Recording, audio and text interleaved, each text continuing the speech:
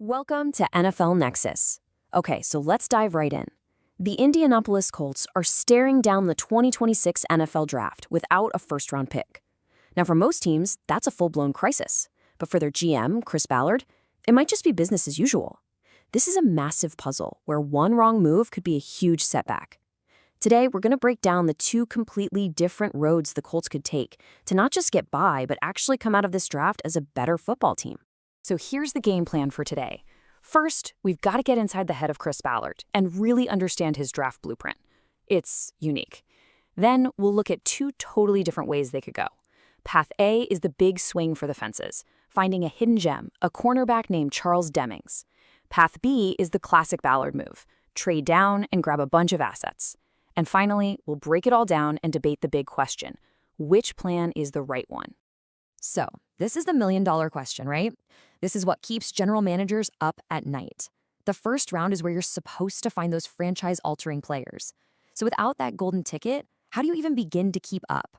For the Colts, the answer isn't some crazy, desperate gamble. No, it's a philosophy, a very disciplined system that guides every single move they make. It's all about sticking to the process. All right, Section 1, the Ballard Draft Blueprint. Look, to get what the Colts might do, you absolutely have to understand the rules that Chris Ballard plays by. This isn't just about grabbing guys who are good in college. It's a whole doctrine he's built over the years, and it really shines when he's in a tough spot like this. Okay, so these are basically the 5 commandments of a Ballard draft. Number 1, the reality check. No first rounder. 2, what he's working with. 7 picks. 3, and this is his signature move, he loves, and I mean loves, to trade back. He thinks of draft picks like lottery tickets, and he wants as many as he can get. 4, he's a bargain hunter. He believes he can find starters on day 3 in rounds 4, 5, 6, and 7. And number 5 is the big one, the cornerstone of it all. He bets on freaky athleticism. You can't teach speed, you can't teach explosion, and he is obsessed with guys who test off the charts. And that leads us perfectly into our first scenario. Section 2, Prospect Deep Dive. So, with that blueprint fresh in our minds, let's look at a player who might as well have been built in a lab to be a Chris Ballard draft pick. He's from a small school, Stephen F. Austin, so he's flying under the radar a little bit, but his athletic numbers, they are screaming from the rooftops. This is the definition of a home run swing. And the secret is definitely out. As Aaron Wilson reports here, the Colts are one of a whole bunch of teams bringing Demings in for a top 30 visit. Now, when you see a guy from a smaller FCS school getting this kind of attention, we're talking private workouts, visits with multiple teams, that tells you something. It means the scouts have found a guy they think is truly special, and the Colts are right in the thick of it. So what is it? What's the big secret that has all these NFL teams so fired up about a small school corner? Well, it all comes down to this one single, almost unbelievable number, 9.97. That is Charles Demings' relative athletic score. On a scale to 10, he's a 9.97. That number alone gets you on every GM's radar. Now, for anyone who isn't a draft nerd, let me break down what RAS is. It's not just one measurement. It takes all of a player's testing numbers, height, weight, 40-yard dash, vertical, you name it, and compares them to a huge database of every single player at that position, going all the way back to 1987. So a 9.97 score doesn't just mean he's athletic. It means he's more athletic than 99.7% of all cornerbacks tested in almost 40 years. He's a true one-of-a-kind athlete. So what does a 997 athlete actually look like on paper? Well, it looks exactly like this. Let's walk through it. 6'1" is perfect size for a corner. But to run a 4.41 40 at that height, that's just rare. That's the kind of speed that can erase a mistake in a heartbeat. A 42-inch vertical, that's how you go up and win a jump ball in the end zone. The 11-foot broad jump shows that lower body explosion, how he can just burst to the football. And then you get to the details. Massive hands to snag interceptions and long arms to bat passes away. For a guy like Chris Ballard, this entire slide is just one giant green light. But, and this is a big but, no prospect is perfect. This slide right here shows you the gamble. All the strengths are tied to that crazy athleticism. He's fluid, he's long, he's explosive, and hey, he's not just an athlete, he used it to get 9 interceptions. He has instincts. But the trade-off is pretty obvious. His actual technique, especially in press man coverage, is really raw. And his tackling in the run game, it needs a lot of work. So this is the quintessential Chris Ballard bet. You take the A-plus athlete who has maybe a C+ in technique, and you bet that your coaches can turn him into an A+ player. Okay, so that's path number one. You swing for the fences and hope for a superstar. But there is another way, a much more common strategy you'll see from Chris Ballard. So, section 3, a bold mock draft. What if, instead of putting all his eggs in one basket, he does his favorite thing, trade down, get more picks, and take more shots? So here's how it could play out. The Colts are on the clock at pick 47.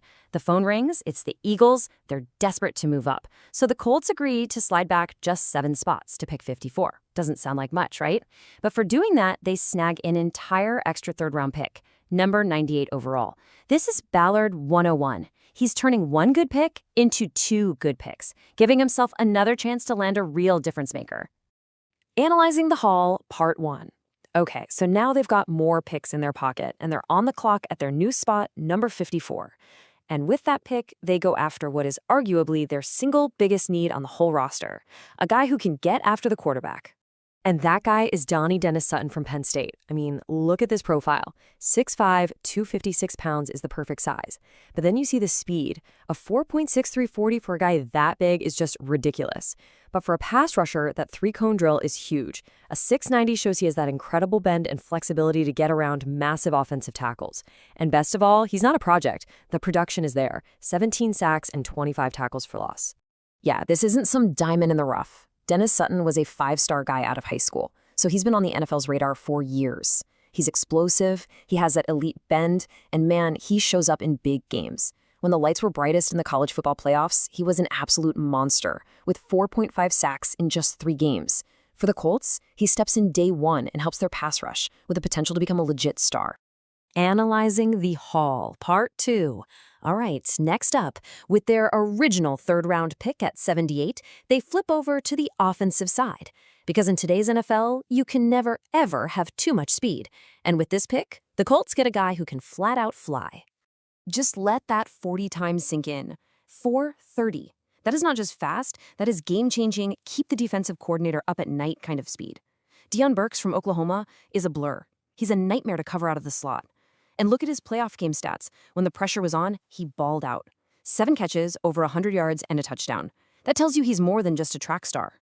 Now, this is what I call a 4D chess move. It's smart team building. Their current slot guy, Josh Downs, is in the last year of his contract, and he's going to be expensive to re-sign. So by grabbing Burks now, the Colts get an explosive weapon for this year. And they have a young, cheap, ready-made replacement waiting in the wings for next year. That's how good teams stay good. And now for the cherry on top. This is the bonus pick. Pick number 98, the one they got from the Eagles in that trade. And with this extra asset, they don't just fill one need. They get a defensive chess piece, a guy who can do a little bit of everything. And would you look at that, we're right back in Chris Ballard's favorite spot. Another defensive back, another freak athlete, Jalen Kilgore from South Carolina with a 9.86 RAS. He's got the 440 speed, the explosion, but here's the difference. The production is off the charts. He led the entire SEC in interceptions. You know, the best conference in college football. He had the most picks. That combination of elite athleticism and proven ball skills is a dream find on day 2 of the draft. The key word with Kilgore is versatility. He's not just a safety or just a nickel corner. He's both. He can play deep, he can play in the box, he can cover the slot. He's a Swiss Army knife. And for the Colts, he can fill multiple holes they have coming up in their secondary. He gives their defensive coordinator incredible flexibility. So let's zoom out and look at the big picture here. We've walked through 2 very different, but let's be honest, 2 very Chris Ballard ways to attack this draft. On one side, you have the high-risk, high-reward approach. Go all in on one guy with a superstar ceiling. On the other side, you have the numbers game. Trade down, get more picks, and build depth across the roster. And this is the big question, isn't it? What's the better way to build your team when you don't have a first-round pick? Do you take the sniper's approach, 1 shot, 1 kill on a guy like Charles Demings hoping he becomes an all-pro? Or do you take the shotgun approach, trading back and getting 3 guys like Dennis Sutton, Burks, and Kilgore who could all become solid starters and just make your whole team better? It's a fascinating debate. So I'm turning it over to you. Which path do you take? The sniper or the shotgun? Let me know which strategy you would choose down in the comments below. And hey, if you enjoyed this breakdown, it would be awesome if you hit that like button and make sure you're subscribed to NFL Nexus for more deep dives like this one. And finally, a great way to support the channel is to check out our football-themed coloring books. They're awesome for fans of all ages. Kids, grandkids, even you. You can find them using the link in the description or by scanning the QR code on your screen. Thanks for hanging out with us.